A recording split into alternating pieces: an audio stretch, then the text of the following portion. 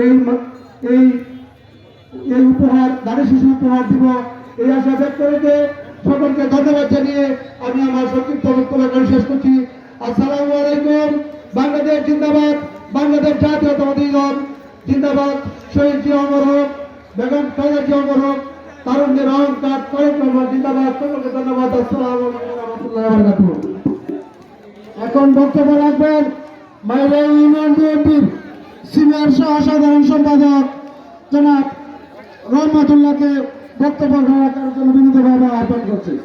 এখন একটা বিশাল মিছিল এসেছে মাইরার থেকে 1400 ইউনিয়ন বিএনপির সংগ্রামী সাধারণ সম্পাদক কাদির ভাই, সংগ্রামী সভাপতি আলম ভাই সহ সংগ্রামী সভাপতি ইসলাম মেম্বার সাহেব সহ সকলকে আমরা করে তালি জানাই।